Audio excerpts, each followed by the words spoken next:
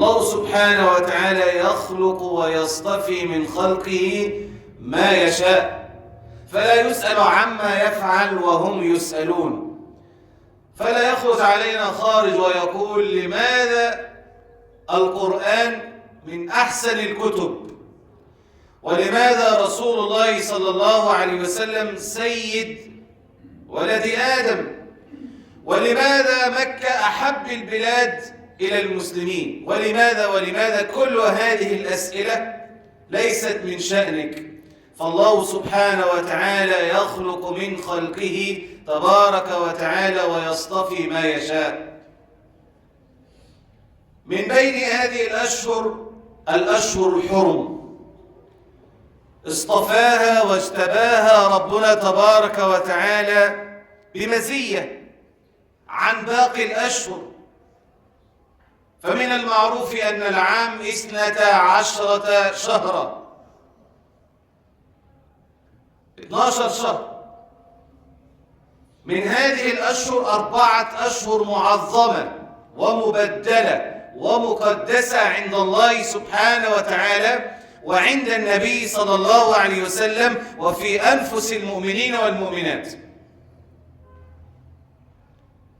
قدسها بماذا وعظمها بماذا؟ بأن حرم الله سبحانه وتعالى فيها القتال. إن عدة الشهور عند الله 12 شهرا يوم خلق السماوات والأرض منها 4 حرم، ذلك الدين القيم فلا تظلموا فيهن أنفسكم.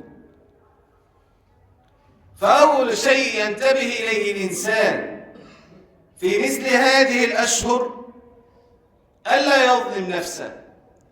واحد يقول لك إزاي أظلم نفسي؟ ظلم النفس بأن تتعدى حدود الله سبحانه وتعالى. افتح المصحف وافتح كده صدر أول سورة الطلاق. يا أيها النبي إذا طلقتم النساء فطلقوهن لعدتهن وأحصوا العدة واتقوا الله ربكم لا تخرجوهن من بيوتهن ولا يخرجن إلا أن يأتين بفاحشة مبينة. كمل. وتلك حدود الله ومن يتعدى حدود الله فقد ظلم نفسه. كونك اللي انت تتعدى حدود الله سبحانه وتعالى هذا ظلم للنفس. اللي بيعمل المعصية أول من يتأذى هو نفسه. فالله سبحانه وتعالى لو أدرك الإنسان عظمته، لو أدرك الإنسان أن الله تبارك وتعالى كم هو عظيم، كم له الجبروت سبحانه وتعالى، كم له الهيبة والمهابة والإجلال والقداسة، ما عصاه. فلا يفعل هذه الفعل ولا يعصي الله تبارك وتعالى إلا لما يفتر إيمانه. لذلك قال النبي صلى الله عليه وسلم، وإن كان في الحديث ما قال: لا يزني الزاني حين يزني وهو مؤمن. وهو بيعمل المعصية دي وكأن الإيمان زي شيء عليه مغطى كده، أول ما يفعل المعصية يرفع عنه. لا يزني الزاني حين يزني وهو يؤمن. فلما يفعل هذه المعصية بيكون إيمانياته ومعنوياته الإيمانية ضعيفة جدا. إن كان في إيمان وإن كان في تصديق بأن الله تبارك وتعالى يرى وأن الله تبارك وتعالى مطلع عليه، ما تجرأ على فعل هذه المعصية. ولكن إيه اللي بيدفعه أنه يعملها؟ إيمانه فتر، ضعف. فلا تظلموا فيهن أنفسكم. ظلم النفس بأن يعصي الله تبارك وتعالى. ومين فينا ما بيعصيش الله؟ كلنا نعصي الله سبحانه وتعالى، وكل بني آدم خطاء وخير الخطائين التوابون. بس عندك بقى في محطة لازم تستوقف مع نفسك، خصوصا في مثل هذه الأيام وهذه الأشهر المحرمة. التي حرم الله سبحانه وتعالى فيها القتال. من بين هذه الأشهر شهر الله المحرم رجب، كان يسمى رجب مضر، ومضر قبيلة عند العرب، وهذه القبيلة لها طابع خاص، تستقبل شهر رجب استقبالا جليلا خاصا. كانوا يعظمون شهر رجب دون الأشهر. ورجب ما سمي بهذا الاسم إلا نسبة للترجيب، يعني للتعظيم والتقديس، فهو شهر معظم عند العرب وعند الجاهلية. وكانت له مسميات أخرى، منها الأصم والأصب. الأصم لأنك لا تسمع فيه صوت السيوف. السيوف تكون ساكنة صامتة، فسمي بالأصم، مفيش قتال. الأصب يزعمون أهل الجاهلية أن الله تبارك وتعالى يصب عليهم في هذا الشهر الخير صبا صبا، حتى جاء رسول الإسلام صلى الله عليه وسلم أثبت بعض الأشياء، وأقر صلى الله عليه وسلم ببعض الأشياء عن الجاهلية وعن العرب، وحذرنا صلى الله عليه وسلم من بعض الأشياء التي جاءت بها الجاهلية. من بين هذه الأشياء أن أهل الجاهلية كانوا يخصصون ذبيحة معينة لا تذبح إلا في شهر رجب، وكانوا يسمونها العتيرة، حتى جاء رسول الإسلام صلى الله عليه وسلم فنهانا عن ذلك، فقال صلى الله عليه وسلم: لا طيرة ولا عتيرة. طول السنة لا يذبح ولا يقرب لله قربانا ومعهوش، ويجي في رجب يخصص عبادة معينة. نقل شيخ الإسلام ابن تيمية طيب الله ثراه عن العلماء وعن جل العلماء أن النبي صلى الله عليه وسلم لم يخصص عبادة معينة في رجب، وإنما واجبنا نحن، هذا كلامي، وإنما واجبنا نحن أمة الإسلام والمسلمين أن نستنى بسنة النبي الأمين صلى الله عليه وسلم في مثل هذه الأشهر الحرم، خاصة في رجب. وكأن شهر رجب أسميه بالإحماء لشهر رمضان، فكان السلف رضوان الله عليهم يقولون عن شهر رجب شهر الزرع والبذر، وعن شهر شعبان شهر السقي يسقون فيه هذا الزرع، وعن شهر رمضان جني هذه الثمار وجني هذا الزرع. فشهر رجب إحماء واستعداد وتهيئة لهذه الأنفس لاستقبال شهر رمضان الذي أنزل فيه القرآن هدى للناس. أكم من قلوب تشتاق إلى هذه الليالي وهذه الأيام بشغف. الصغير يحب رمضان والكبير يحب رمضان، رغم أن الكبير مسن لا يستطيع الصيام ولكنه يستعين بالله ويصوم حبا وشوقا لهذا الشهر المبارك.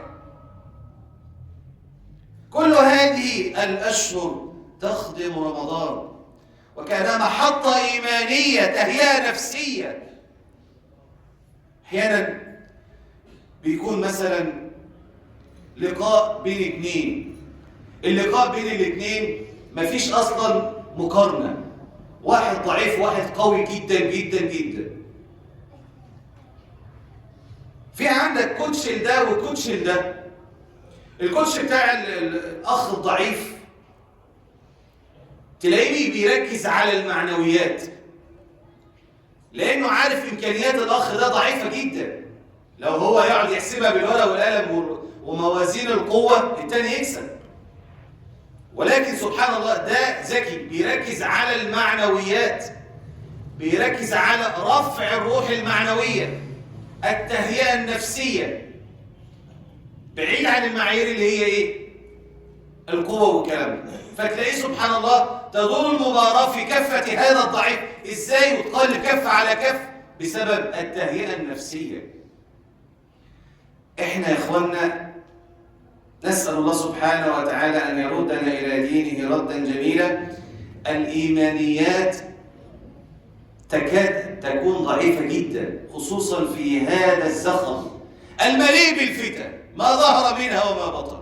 كل يوم والتاني بسبب السوشيال ميديا بيطلع لك حاجات كده تنقط، وفي قلة أدب مع الصحابة الكرام.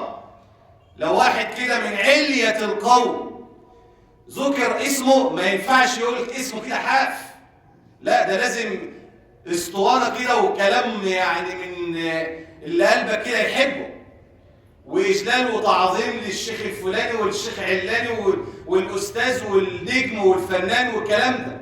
لكن لما يذكر اسمه صحابي عادي، خالد بن الوليد عادي، خالد حف، وما أدراك من خالد رضي الله عنه وارضاه. فدلوقتي يا اخوانا في اسقاطات وفي تهميش لرموز الاسلام وفي فتن كثيره، فالايمانيات منحدره، تحتاج الى انتعاشه، تحتاج الى انتفاضه. من احسن هذه الانتفاضات مثل هذه الايام، عندك يوم الحد اول رجب.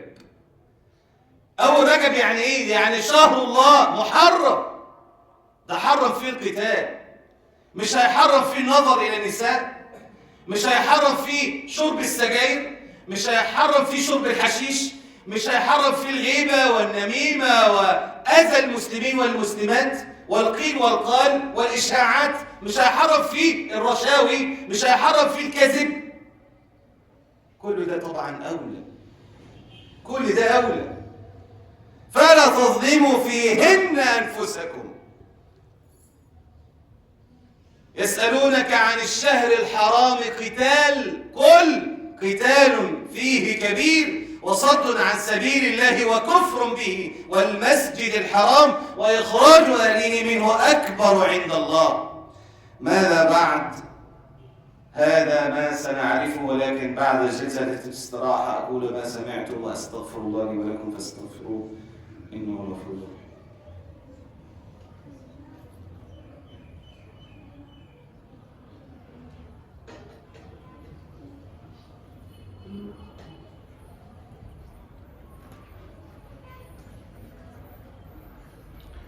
الحمد لله رب العالمين، له الحمد الحسن والثناء الجميل، واشهد ان لا اله الا الله وحده لا شريك له يقول الحق وهو يهدي السبيل، واشهد ان نبينا محمدا صلى الله عليه وسلم امام الانبياء والمرسلين، ثم اما بعد. من حب المسلمين والمسلمات لمثل هذه الايام المباركات، خصوصا شهر رجب، يحبون أن يقدمون أشياء حبا لله وحبا لرسول الله صلى الله عليه وسلم، فقد يصيبوا وقد يخطئوا، وخير الهدي هو هدي نبينا محمد صلى الله عليه وسلم.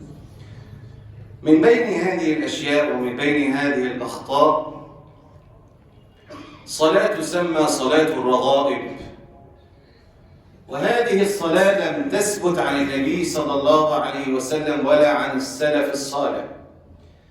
وتلكم الصلاة يخصصها الناس في أول ليلة جمعة بصلاة بعدد معين، ويخصصونها في أول ليلة جمعة لرجب، هذه الصلاة لم تثبت عن النبي صلى الله عليه وسلم لا في أول ليلة جمعة في رجب ولا في غيرها. كذلك يخصصون بعض الأطعمة قربانا وحبا لله ولرسول الله صلى الله عليه وسلم في مثل هذه الأشهر، فلم يخص النبي صلى الله عليه وسلم أيضا شيئا مثل ذلك. كذلك من بين الأمور الشائعة أن أحد الناس يمكث طيلة العام لا يصوم لله سبحانه وتعالى يوما، حتى سنة النبي صلى الله عليه وسلم في صيام يوم الاثنين والخميس وثلاثة أيام من كل شهر، 13 و14 و15 ما بيصومهاش. فإذا أتى رجب يقول لك لا، ده النهارده أول رجب فيصوم هذا اليوم. ليه؟ يقول لك بسنة. فدفاعا عن سنة النبي صلى الله عليه وسلم لم يثبت عن النبي صلى الله عليه وسلم بصيام مخصوص ولا عبادة مخصوصة في شهر رجب. واحد يقول لك ده في حديث كذا وكذا، ريح دماغك واسمع كلام العلماء الذين قالوا عن كل هذه الأحاديث أنها يا إما ضعيفة وإما مكذوبة موضوعة عن النبي صلى الله، لم تثبت عن النبي صلى الله عليه وسلم. موضوعة يعني مكذوبة عن النبي صلى الله عليه وسلم. طيب واحد يقول لك طب أنا أعمل إيه في مثل هذا الشهر المبارك، شهر رجب، شهر الله المعظم، شهر الله الحرام؟ ما تظلمش نفسك، كلنا عارفين أنفسنا كويس. اسمعني كويس، انت عارف نقطة ضعفك وعارف نقطة ضعفك بتيجي من ايه. حاول واستعن بالله ما تعملهاش. ليه؟ لان انت في شهر محرم. يعني ايه؟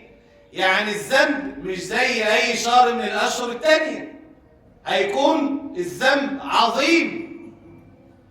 يعني عملت السيئة مش زي شهر شعبان مثلا أو شهر ربيع الأول أو جمادى الأول وجمادى الثاني. في الأشهر دي المحرمة خلي بالك قوي وأنت بتعمل المعصية. أنت إن شاء الله تستعين بالله ومش هتعمل معاصي، فلا تظلموا فيهن أنفسكم. وقعت تعمل إيه؟ الحق نفسك بإيه؟ بالتوبة والنوبة والأوبة إلى الله سبحانه وتعالى، فإن التوبة تجب ما قبلها. كأنك ما عملتش حاجة، بس حاول تقلل من الذنوب والمعاصي في مثل هذه الأيام وهذا الشهر.